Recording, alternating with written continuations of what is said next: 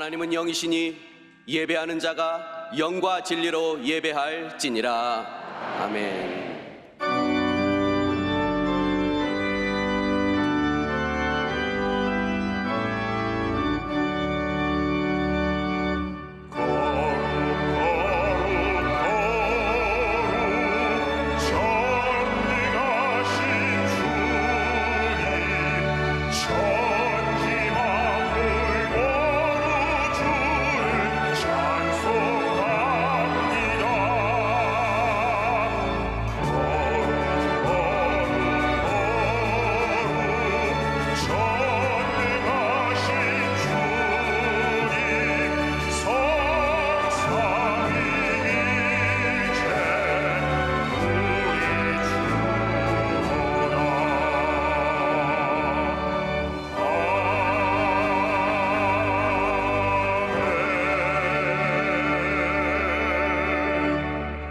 전능하사 천지를 만드신 하나님 아버지를 내가 믿사오며 그 외아들 우리 주 예수 그리스도를 믿사오니 이는 성령으로 잉태하사 동정녀 마리아에게 나시고 본디오 빌라도에게 고난을 받으사 십자가에 못 박혀 죽으시고 장사한 지 사흘 만에 죽은 자 가운데서 다시 살아나시며 하늘에 오르사 전능하신 하나님 우편에 앉아 계시다가 거기로부터 산 자와 죽은 자를 심판하러 오시리라.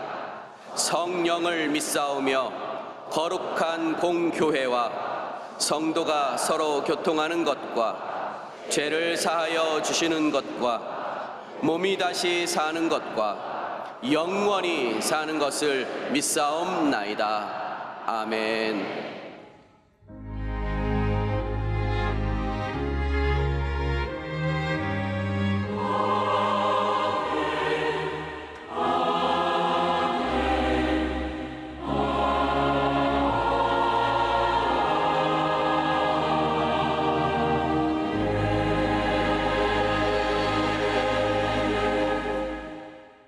오늘 은혜 받을 말씀은 마가복음 5장 41절에서 43절까지의 말씀입니다. 마가복음 5장 41절에서 43절 말씀을 다 함께 봉독하겠습니다. 그 아이의 손을 잡고 이르시되 달리다금 하시니 번역하면 곧 내가 내게 말하노니 소녀야 일어나라 하시니라. 소녀가 곧 일어나서 걸으니 나이가 12살이라.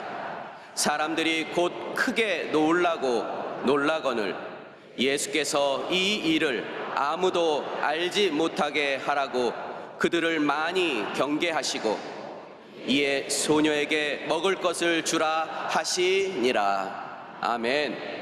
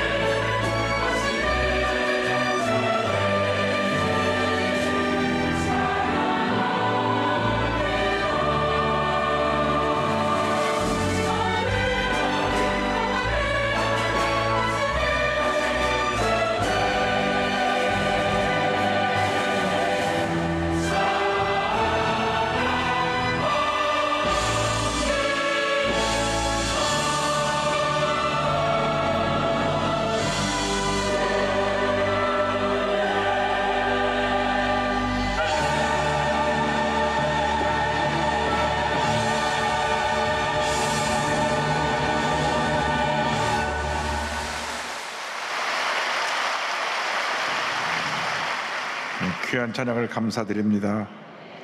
인사 함께 나누겠습니다. 오늘은 참으로 좋은 날입니다. 우리 모두에게 좋은 일이 일어납니다. 오늘 전 여러분과 함께 마가복음 5장을 본문으로 해서 일어나라 이 같은 제목으로 함께 말씀을 나누기 원합니다. 제목을 한번 크게 따라해 주시기 바랍니다. 일어나라. 일어나라. 타락한 우리 인간의 원래 모습은, 인간의 실존은 절망입니다.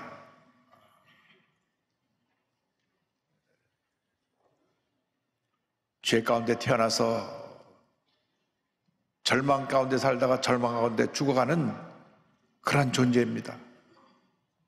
덴마크의 철학자인 쉐렌 킬케고르는 1849년에 죽음에 이르는 병이라고 하는 책을 썼습니다. 여기서 인간의 실존적인 절망을 얘기하고 있는데, 그것은 뭐냐면 우리 인간이 태어날 때부터 갖고 해결하려고 해야 해결할 수 없는 그 원죄를 다룬 것입니다. 그 누구도 이 죄에서 자유로울 수가 없습니다.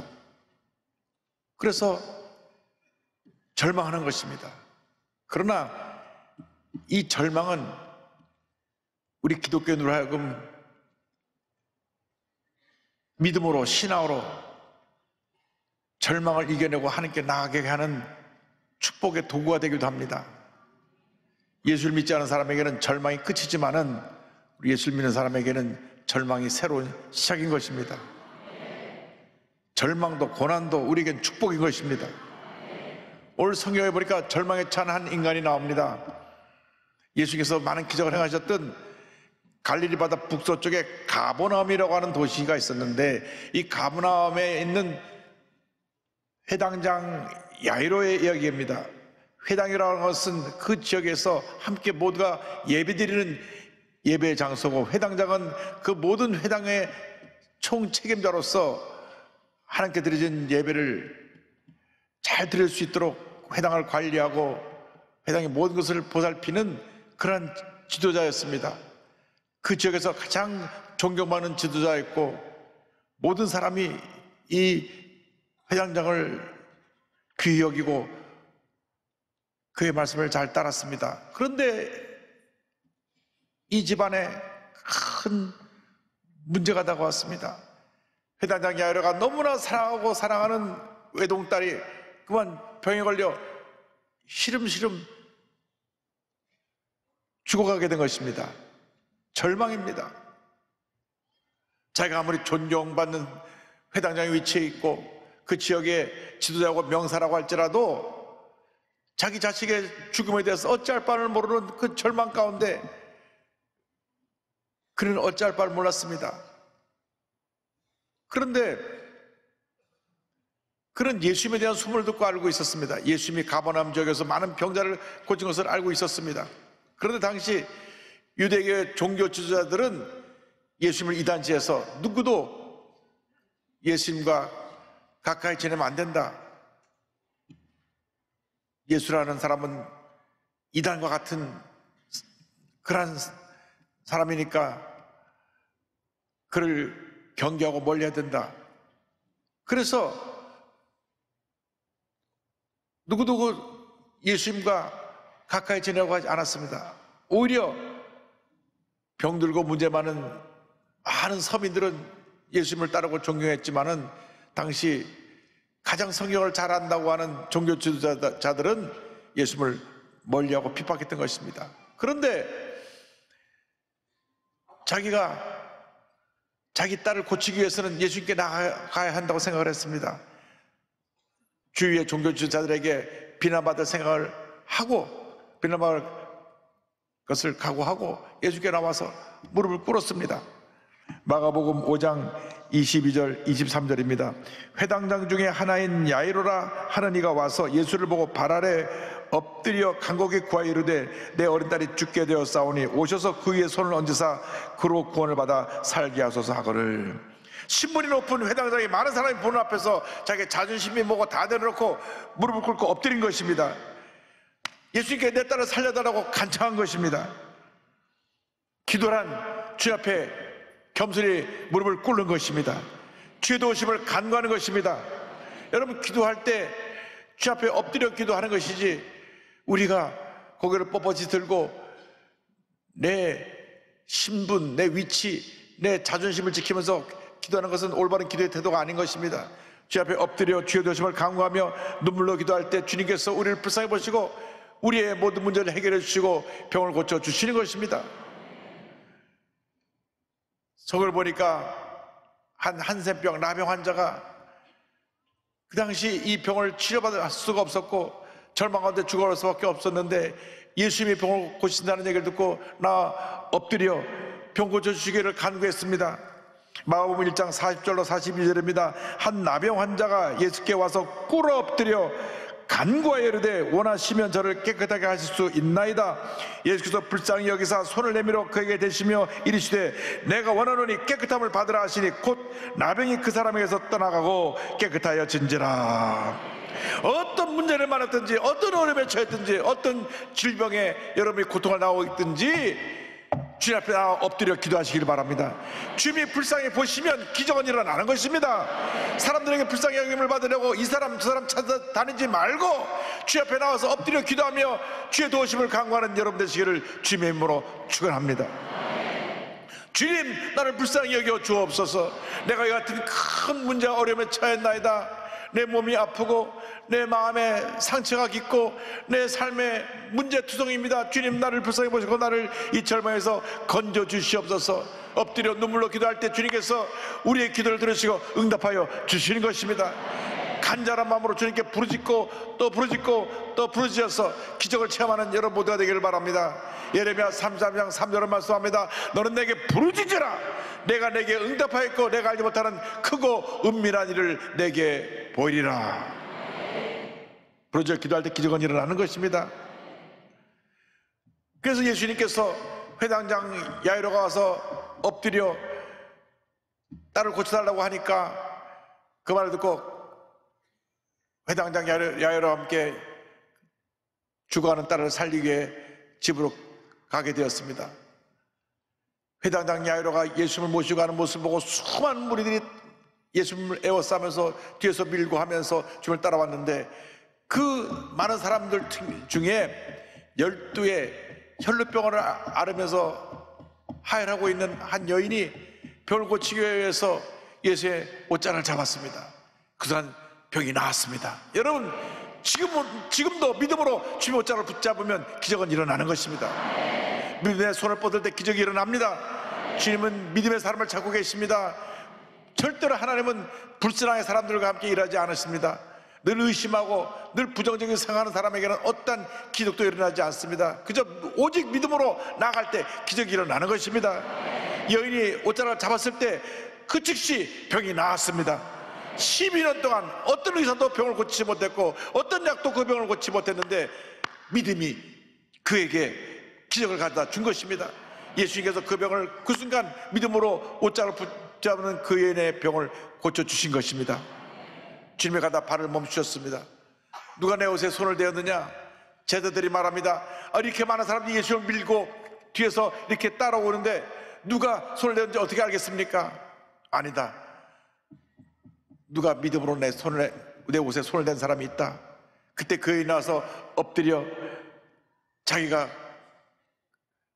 믿음으로 주며 옷자락에 손을 댄 것을 고백합니다. 그때 주님 말씀하셨습니다. 마가복음 5장 34절입니다. 예수께서 이르시되 딸아, 내 믿음이 너를 구원하였으니 평안히 가라. 내 병에서 놓여 건강할지어다. 이래서 가다가 발걸음을 멈추고 그 여인과 대한 동안에 가는 시간이 조금 지체되었는데 그동안에 그 딸이 죽어버렸어요. 그래서 집에서 사람들이 달려와서 말합니다. 회장님, 따님이 죽었습니다. 예수님을 번거롭게 모시고 올 필요가 없습니다. 마가복음 5장 35절입니다. 아직 예수께서 말씀하실 때 회당장의 집에서 사람들이 와서 회당장에게 이르되 당신의 딸이 죽었나이다. 어찌하여 선생을 더 괴롭게 하나이까? 여러분, 문제를 해결해서 기도할 때 더 큰 문제가 생겨날 수가 있습니다. 근데 절망하고 뒤로 물러서면 안 되는 것입니다. 여러분, 기도할 때 응답이 더디다고 멈추면 안 됩니다. 더 큰 문제가 나왔다고 멈추면 안 됩니다. 기도하고 또 기도하고 또 기도해서 믿음으로 모든 장애물을 걷어제끼고 기적을 체험하는 우리 모두가 되어야 하는 것입니다. 절대로 포기하고 뒤로 물러서면 안 됩니다. 약속의 말씀을 붙잡고 믿음으로 전진 또 전진할 때 하나님의 놀라운 역사가 나타나게 되는 것입니다. 예수님은 2000년 전이나 지금이나 변함이 없습니다. 문제는 우리의 믿음입니다. 우리가 믿음으로 주님 앞에 나가지 않기 때문에 기적을 체험하지 못하고 있는 것입니다. 마가복음 9장 23절에 예수님 말씀하셨습니다. 할 수 있거든이 무슨 말이냐? 믿는 자에게는 능히 하지 못할 일이 없느니라 하시니. 큰 믿음의 사람들이 되기를 바랍니다. 약속의 말씀을 붙잡고 믿음으로 전진 또 전진하는 여러분 되기를 주님으로 축원합니다. 우리는 믿음의 전진을 해야 됩니다. 예수님께서는 딸이 죽었다는 얘기를 들으시고도 계속 회당장 야이로의 집으로 발걸음을 옮기셨습니다. 그리고 회당장의 집을 향해 가면서 이렇게 말씀하셨습니다. 5장 36절에 예수께서 그 하는 말을 곁에서 들으시고 회당장에게 이르시되 두려워하지 말고 믿기만 하라 하시고 말씀하셨습니다. 두려워하지 말고 믿기만 하라. 오늘 우리에게 말씀하십니다. 두려워하지 말고 믿기만 하라. 두려워하지 말고 믿기만 하라. 어떤 큰 문제가 앞을 가로막고 있다고 할지라도, 어떤 중한 병이 내게 찾아와서 나를 괴롭힌다고 할지라도 두려워하지 말고 믿기만 하라. 두려워하지 말고 믿기만 하라. 두려워하지 말고 믿기만 하라. 집에 사람들이 와서 말합니다. 딸이 이미 죽었는데 왜 선생님을 번거롭게 모시고 갑니까? 선생님 모시고 올 필요가 없습니다. 그러나 예수님은 발걸음을 멈추지 아니하시고 계속 발걸음을 옮기셔서 회당장 야이로의 집에 들어가셔서 죽은 딸이 있는 방으로 문을 열어제끼고 들어가십니다. 그리고 그 딸을 바라보시고 손을 내밀어 그 딸을 붙들으십니다. 예수님이 내미는 손은 치료의 손입니다. 예수님이 내미는 손은 기적의 손입니다. 예수님이 내미는 손은 생명의 손입니다. 오늘 시간 그 예수의 손을 다 붙드시기 바랍니다. 여러분, 사람의 손을 붙들면 그것은 잠시 위로와 위안을 줄 수 있는지 몰라도 근본적인 문제 해결이 안 됩니다. 예수의 손을 붙들어야 문제가 해결되는 것입니다. 주님의 손을 붙드신 다음 말씀하셨습니다. 소녀야 일어나라. 마가복음 5장 41절입니다. 그 아이의 손을 잡고 이르시되 달리다 굼 하시니 번역하면 곧 내가 네게 말하노니 소녀야 일어나라 하심이라. 주님께서 달리다 굼 소녀야 일어나라 하는 그 순간 그 딸이 벌떡 일어나고 막 걸어다녔습니다. 할렐루야. 하나님께 영광 돌립니다. 5장 42절입니다. 소녀가 곧 일어나서 걸으니 나이가 12살이라 사람들이 곧 크게 놀라거늘. 여러분, 예수님의 손을 붙잡고 소녀가 일어나라 할 때 그 죽었던 소녀는 죽음의 권세를 이기고 일어났습니다.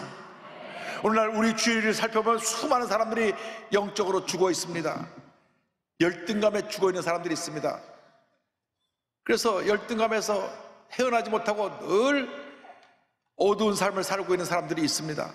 과거의 깊은 상처 속에서 벗어나지 못하고 있는 그러한 죽은 자와 같은 삶을 사람들이 얼마나 많은지 모릅니다.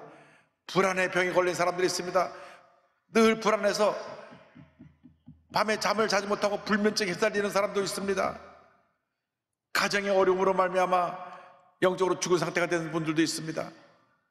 꿈과 비전이 죽어 있고 또 나태함 속에 무사 안일주의로 인해서 그 영혼이 죽어 있고 무엇보다도 부정적인 생각으로 영혼이 죽어 있는 사람들이 있습니다. 그 사람은 그 죽음을 벗어나지 않는 한은 평생 절망의 삶을 살아갈 수밖에 없습니다. 오늘 영적으로 죽어있는 모든 사람들이 생명의 주 되시는 예수님의 음성을 듣고 일어나야 되는 것입니다. 소녀 일어나라. 일어나라는 그 말씀 듣고 우리는 일어나야 됩니다. 절망의 자리에서, 고난의 자리에서, 슬픔의 자리에서, 실패의 자리에서 일어나야 되는 것입니다. 예수님 말씀에 능력이 있습니다. 죽은 자를 살리고 생명을 더해주는 능력이 있는 것입니다. 요한복음 5장 25절에 주님 말씀하셨습니다. 진실로 진실로 너에게 이르노니 죽은 자들이 하나님의 아들의 음성을 들을 때가 오나니 곧 이때라. 듣는 자는 살아나리라. 오늘 어떤 문제 가운데 왔든지 간에, 어떤 영적인 죽음의 자리에 있든지 간에 이 시간 주님의 음성을 듣고 일어나시기 바랍니다. 믿음으로 일어날 때 기적은 일어나는 것입니다. 하나님의 은혜가 임하게 되는 것입니다. 절망이 떠나가고 질병이 떠나가고 문제가 떠나가고 우리는 승리자로 당당히 설 수 있게 되는 것입니다. 영적인 잠에서 깨어서 믿음으로 일어나시기를 바랍니다. 주님은 믿음의 사람을 찾고 계십니다. 절대 긍정의 믿음으로 나갈 때 놀라운 일이 일어나게 될 것입니다. 에베소 5장 14절은 이와 같이 말씀합니다. 그러므로 이르시기를 잠자는 자여 깨어서 죽은 자들 가운데서 일어나라. 그리스도께서 너에게 비추이시리라 하셨느니라. 절망의 처한 자들에게 일어나라고 말씀합니다. 성경 요한복음 5장을 보면 베데스다 연못가에서 절망의 자리에서 38년 동안 누워있던 병자가 있습니다. 그 사람은 이미 온몸이 마비가 되어서 그 베데스다 연못가에서 누워있으면서 죽음과 방불한 삶을 살고 있었던 것입니다. 베데스다 연못이 끓어오를 때 뛰어들어가면 고침을 받는데 이미 온몸이 마비가 되어서 누워서 남이 고침받는 장면만 옆에서 지켜보고 있었습니다. 그의 마음이 이미 죽은 것입니다. 38년 동안 온몸이 마비가 되어 누워있으니 그에게는 절망만 깊이 쌓여 있었던 것입니다. 꿈도 희망도 없었습니다. 근데 예수님께서 오셔서 그를 보고 말씀하셨습니다. 일어나 내 자리를 들고 걸어가라. 여러분, 그 자리가 어떤 자리입니까? 38년 동안 누워있던 절망으로 저주로 덮여있던 그 가장 처절한 패배, 실패의 자리인 것입니다. 주님 말씀하십니다. 일어나 그 자리 들고 걸어가라. 여러분은 어떠한 자리에 누워 계십니까? 어떠한 실패의 자리에 누워 계십니까? 어떠한 상처의 자리에 누워 계십니까? 어떤 문제의 자리에 누워 계십니까? 평생 동안 어릴 때 받았던 상처의 자리에 누워있는 사람이 있습니다. 부모에게 받았던 상처, 이웃에게 받았던 상처, 상처투성이의 자리에 누워가지고 38년 된 병자처럼 살아가는 사람들이 있습니다. 이 시간 일어나시기 바랍니다. 그 자리에 들고 일어나 걸어가시기 바랍니다. 여러분이 갖고 있던 모든 문제의 자리를 들고 일어나 걸어가야 되는 것입니다. 탐욕의 자리, 미움의 자리, 내 마음의 불평과 원망의 자리, 이 자리를 들고 일어나야 걸어가야 되는 것입니다. 입만 열면 불평하는 사람은 오늘 이 자리에 불평의 자리를 들고 일어나 걸어가시기 바랍니다. 불평의 누더기 같은 자리에 누워있지 말고 일어나 걸어가야 되는 것입니다. 예수 믿고 난 다음 우리는 달라졌습니다. 새 사람이 됐습니다. 더 이상 우리는 저주받은 사람이 아닙니다. 더 이상 절망적인 존재가 아닙니다. 우리는 새로운 사람입니다. 변화된 사람입니다. 예수 믿었을 때 우리는 새 사람이 된 것입니다. 새 사람으로 인생을 살아가는 여러분 되길 바랍니다.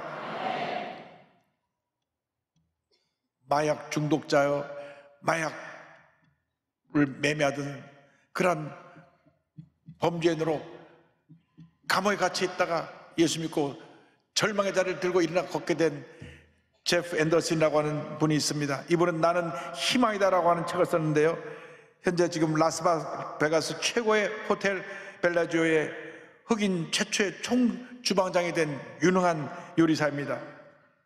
이 제프는 온갖 범죄가 남아온 LA 사우스 센트럴 지역의 가난한 흑인 동네에서 태어났습니다. 그 동네 대부분의 흑인 아버지들은 다 감옥에 가 있었고 어머니들은 다 마약 중독자였습니다. 본인도 2살 되기 전에 부모님이 이혼해서 홀어머니 밑에서 자랍니다. 그래서 어릴 때부터 도둑질을 하는 것을 그의 일상으로 알았습니다. 10대가 되어서 그때로부터 마약을 사고 팔기 시작했습니다. 그래가지고 마약을 파는 마약 상인이 돼서 24살에 마약 밀거래죄로 체포되어 갖고 19년 7개월형을 받습니다. 젊은이가 약 20년을 감옥 안에서 이제 지내야 됐던 것입니다. 그러면 붙잡혀 들어갈 때 이렇게 얘기했다고 합니다. 내 인생은 이제 끝장났구나.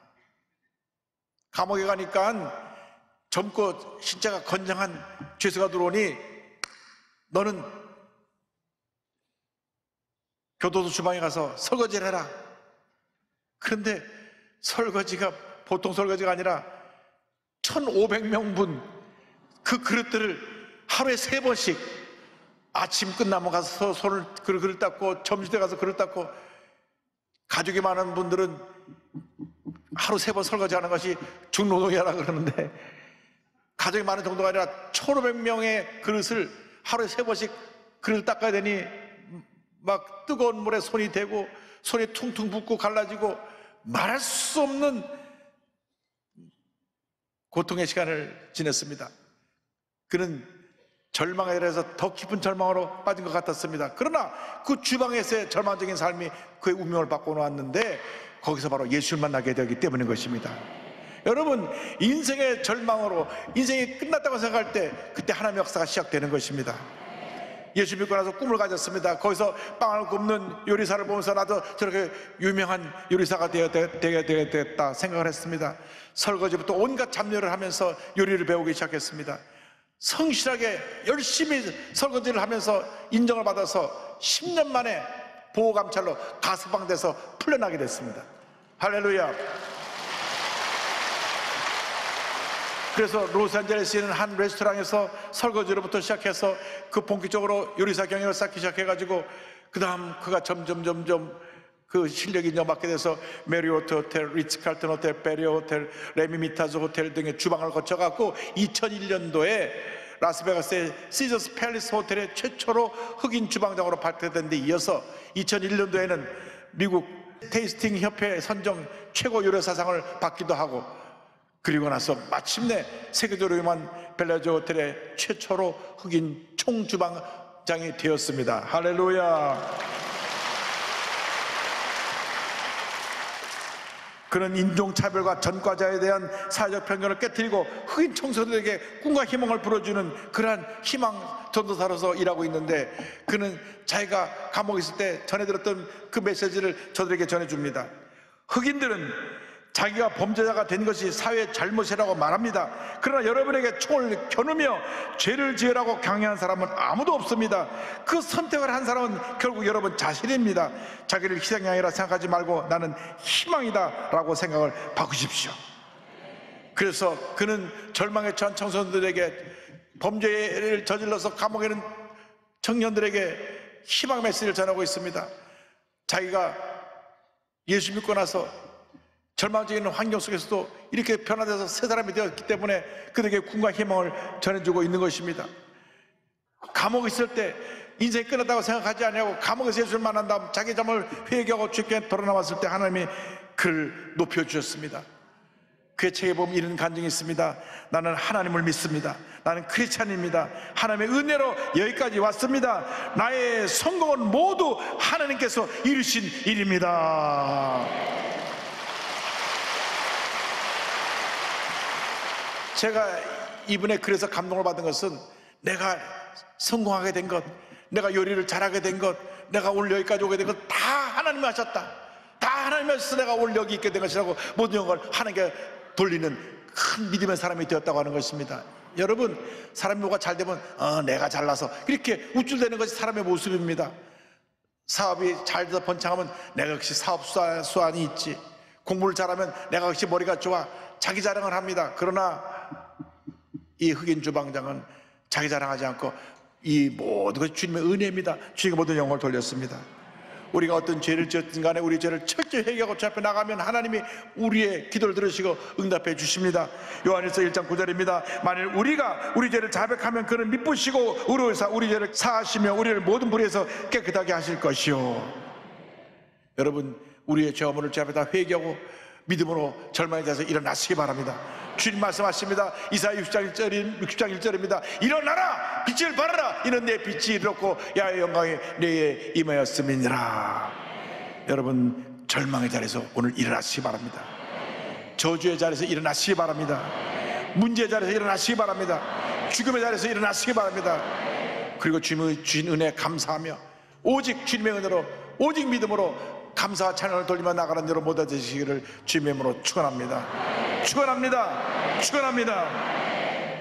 함께 찬송가 438장을 부르면서 말씀을 마무리합니다. 내 영혼이 은총 입어 중한 죄짐 벗고 보니 슬픔 많은 이 세상도 천국으로 가도다.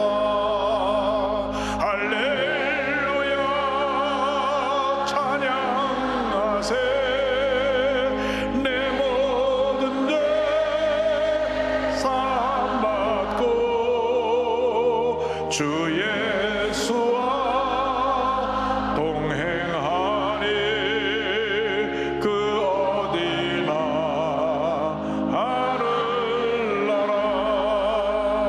주의 얼굴 뵙기 전에 멀리 뵈던 하늘나라 내 마음속에 이루어지니 날로 날로 가깝도다.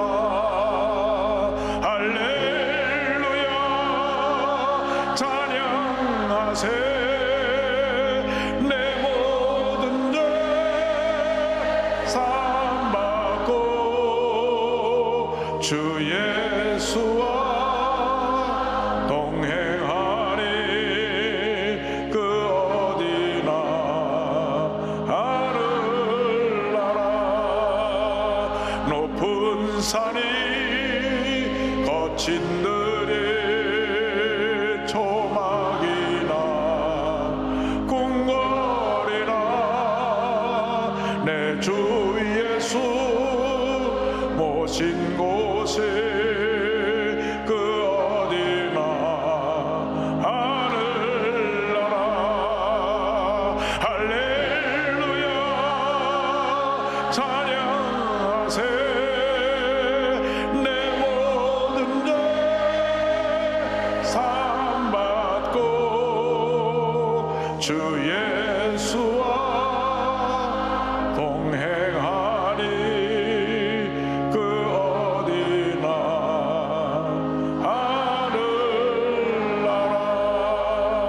하늘나라. 기도하겠습니다.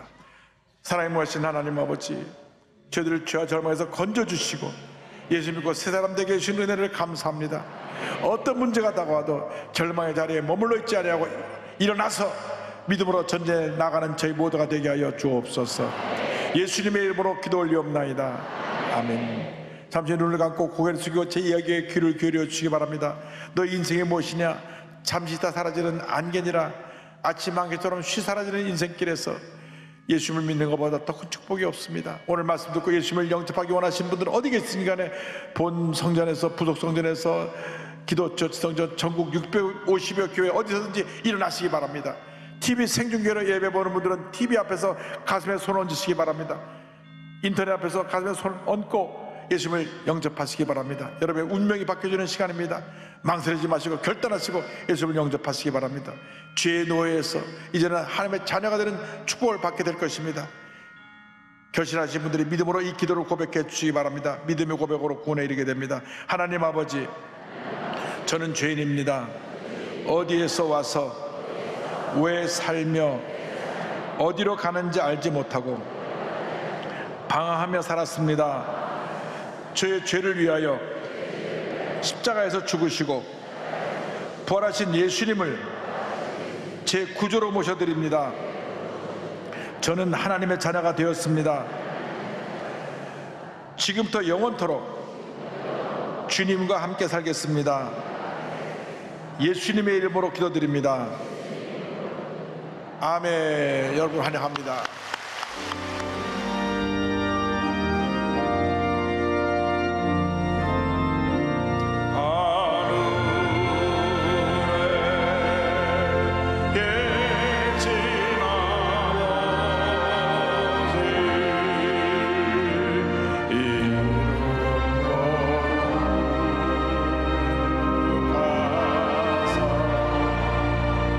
주님 나라